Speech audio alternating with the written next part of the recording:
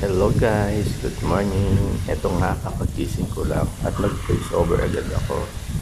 For today's video, gagawa tayo ng Doña Isabel.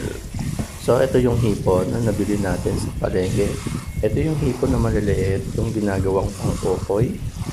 So gagawin natin, hugasan lang natin ng mabuti yung ating nabiling hipon na maliliit para mabawasan yung alat at malinisan na rin natin itong ating nabiling hipon. Dito nga, maglalagay lang ako ng cooking oil at saka ng butter.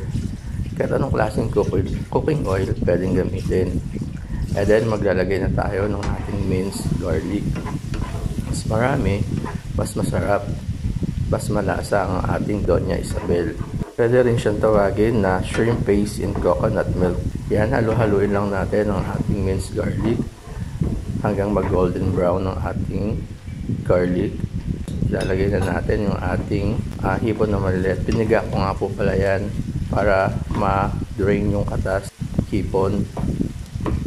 Then naglagay lang ako ng black pepper and then ng oyster sauce. Then ayan, mimix-mix lang natin.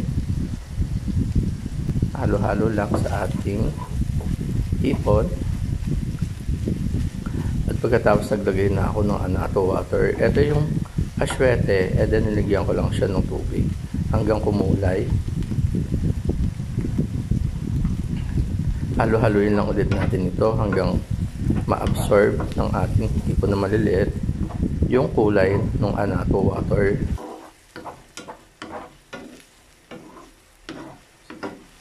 At para magkaroon ng konting lasa at linamnam ang ating Doña Isabel, syempre naglagay rin ako ng brown sugar. Pwede din gumamit ng white sugar, pero mas maganda kasi gumamit ng brown sugar dahil hindi masyadong matamis kapag brown sugar ang inyong ginagamit. Tama at sakto lang ang lasa nito.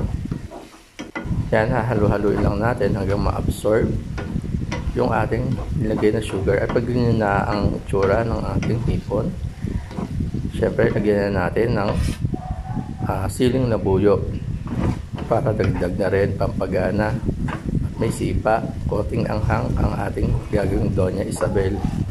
Pag ganyan na itsura ng ating hipon, syempre lalagyan na natin ng ating coconut milk.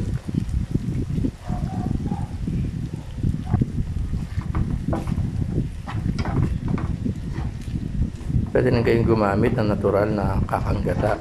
Pero kung ayaw nyo na magpiga-piga pa, pwede na kayong gumamit ng mga nakasashay na coconut milk. And then ayan, maglalagay rin ako ng vinegar, white vinegar. Hindi masyadong madami para hindi rin masyadong maasim. Pampahaba ng shelf life. At syempre iwas panis.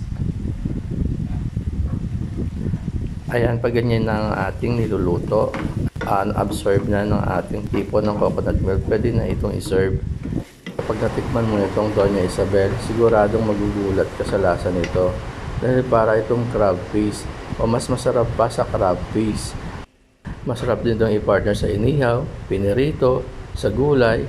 Syempre pwede rin ito sa kare-kare. At kung bago ka lang dito sa aking YouTube channel, please huwag kalimutang mag-subscribe, mag-like, mag-share, comment at click the notification bell